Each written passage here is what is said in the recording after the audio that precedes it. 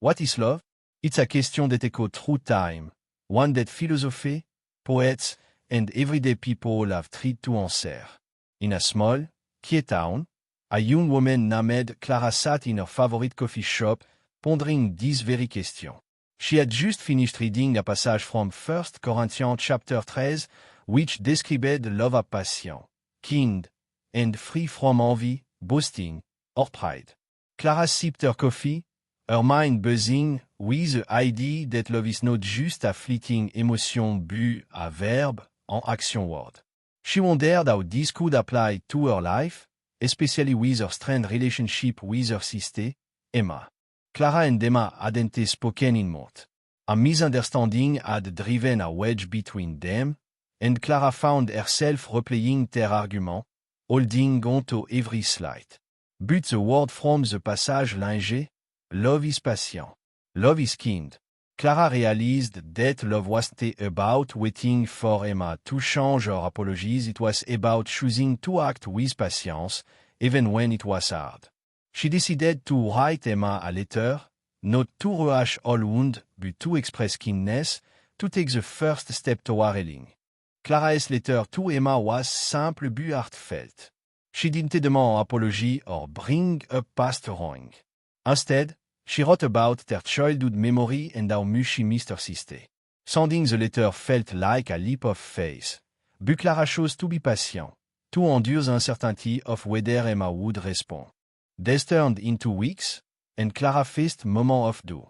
Emma's silence tested her resolve, but she remembered the passage.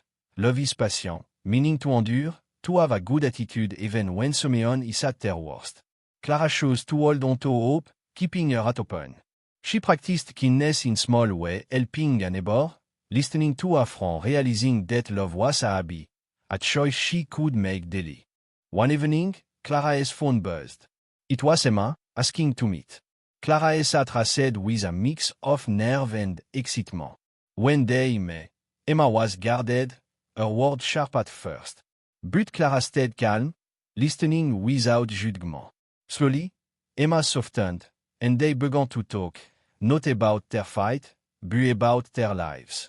Clara realized that love meant showing up, even when it was uncomfortable, and choosing patience over frustration. As Clara and Emma rebuilt their relationship, Clara reflected on the idea that love is kind, derived from the Greek word kesmo, meaning generous, tactful, and full of grace. She wanted to embody this in her action. When Emma struggled with a tough week at work, Clara showed up with a mad soup and a listening ear. She didn't expect anything in return. She simply wanted to be considerate, to show grace. This generosity extended beyond her sister. Clara volunteered at a local charity drive, inspired by the idea of Kesmo a charity. She saw how small acts of kindness rippled outward, touching lives she'd never know. One day, she overheard two volunteers arguing about who deserved credit for the event's success.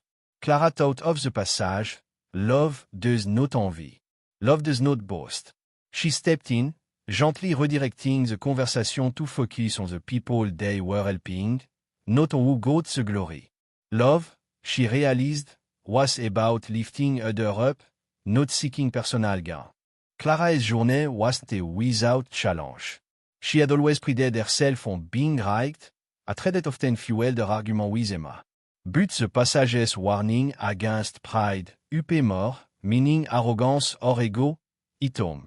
Clara recognized that her need to win argument had built walls between her and those she loved. One day, Emma made a comment that stung, implying Clara was too stubborn to change. Instead of fearing back, Clara paused. She remembered that love is not pro, nor does it dishonor others. Swallowing her pride, she admitted she could be stubborn and asked Emma how they could work together to communicate better. The conversation wasn't easy, but it was honest. By letting go of her ego, Clara opened the door to deeper understanding. As their relationship grew stronger, Clara noticed how often she was tempted to bring up past hurt. Late-night conversation with Emma sometimes veered toward old grievance, but Clara stopped herself. Love keeps no record of wrong. She imagined a ledger of every mistake Emma had made and pictured tearing it up. Instead of revisiting pain, she chose to focus on the present, addressing issue calmly when they arose.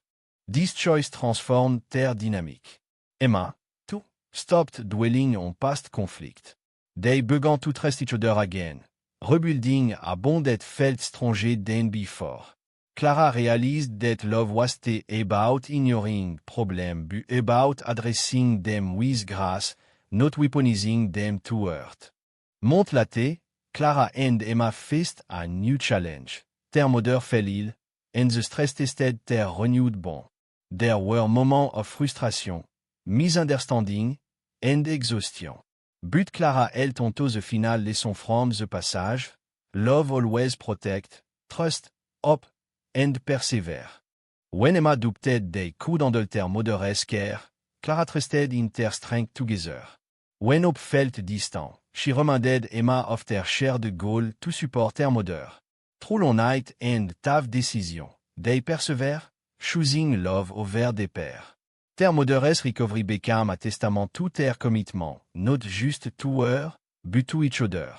Clara stood at her mother's bedside, holding Emma's hand as they looked about all family stories. The passage from 1 Corinthians had become more than word, it was a guide for living. Love wasn't a fleeting feeling or a perfect state. It was a choice to be patient, kind, and humble, to trust and hope even when it was hard, and to persevere through every storm. As Clara looked at Emma, she knew their journey wasn't over. There would be more challenge, more moments where love would be tested. But she was ready to choose love day after day, knowing it was a verb, en action, a way of life.